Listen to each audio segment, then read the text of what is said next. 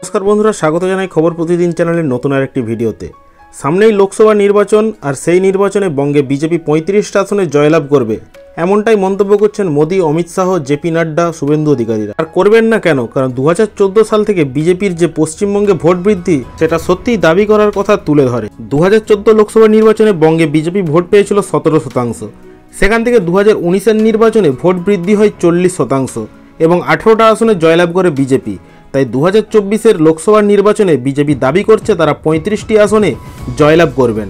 তো আজকের ভিডিওতে আমরা চলুন দেখে নিই কোন কোন 35টা আসনে বিজেপি জয়লাভ করতে পারে এবং জয়ের সম্ভাবনা থাকছে। প্রত্যেকটা আসন বিস্তারিতভাবে আলোচনা করব। ভিডিওটি সম্পূর্ণ শেষ পর্যন্ত দেখুন, ইনফরমেটিভ হতে চলেছে। আর আমাদের চ্যানেলে নতুন হয়ে থাকলে এইরকম ভিডিও আরও দেখার জন্য চ্যানেলটিকে সাবস্ক্রাইব করে পাশে থাকা বেল আইকনটি প্রেস করে রাখুন। প্রথম আসন হলো বিষ্ণুপুর। বিষ্ণুপুর কেন্দ্রে বিজেপি অবশ্যই জিতবে। গত নির্বাচনে এখানে বিজেপি জয়লাভ করেছিল, তো বলার জায়গা রাখে না, এখান থেকে বিজেপি জয়লাভ করছে। পরবর্তী কেন্দ্র বাঁকুড়া।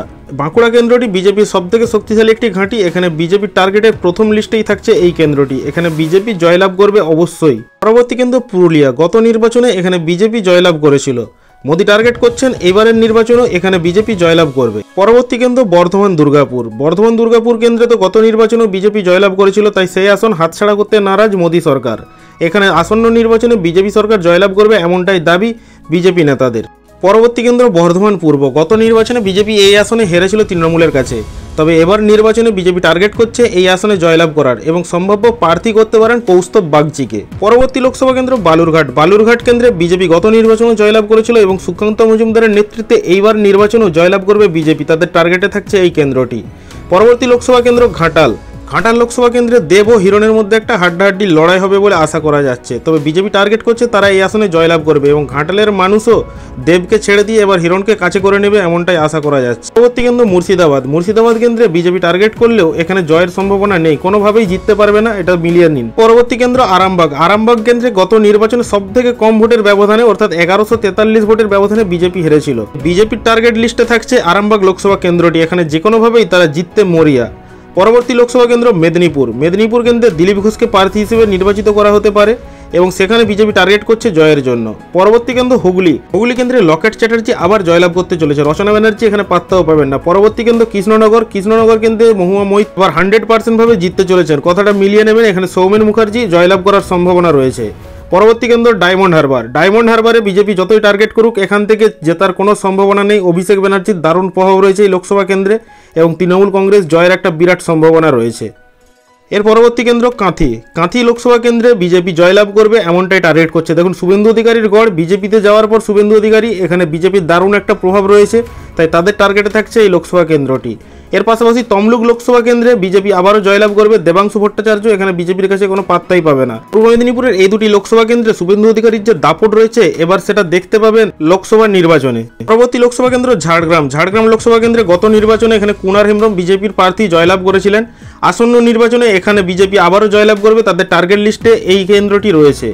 পরবর্তী লোকসভা কেন্দ্র কলকাতা দক্ষিণ। কলকাতা দক্ষিণে যতটুকু শোনা যাচ্ছে মিঠুন চক্রবর্তীকে প্রার্থী হিসেবে দাঁড় করাচ্ছে বিজেপি এবং এখানে বিজেপি জয়লাভের একটা বিরাট সম্ভাবনা রয়েছে। পরবর্তী কেন্দ্র কলকাতা উত্তর। কলকাতা উত্তরে বিজেপি জয়ের কোনো সম্ভাবনা নেই এইবারের নির্বাচনে। তাপস রায় বিজেপির প্রার্থী হিসেবে দাঁড়াবেন এমনটাই শোনা যাচ্ছে, তবে তাকে দাঁড় করালেও বিজেপি এখান থেকে জয়লাভ করতে পারবেন না, এখানে তৃণমূলের একটা দারুণ প্রভাব রয়েছে।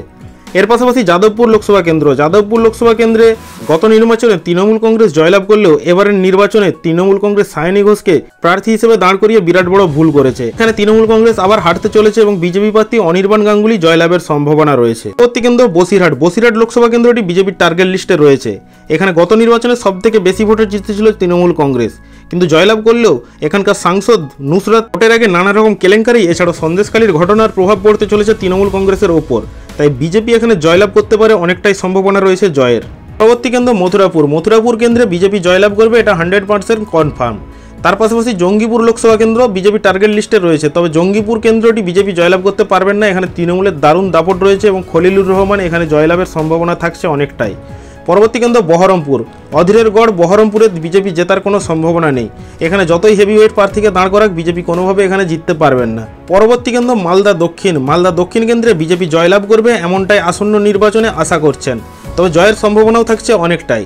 মালদা উত্তর লোকসভা কেন্দ্রের দিকে নজর রাখলে সেখানে তো অলরেডি গত নির্বাচনেই তৃণমূল কংগ্রেসকে হারিয়ে বিজেপি জয়লাভ করেছিল এবং আসন্ন নির্বাচনে এখানে বিজেপি জয়লাভ করবে এমনটাই সম্ভাবনা রয়েছে। এর পাশাপাশি রায়গঞ্জ লোকসভা কেন্দ্রেও বিজেপি জয়ের সম্ভাবনা থাকছে।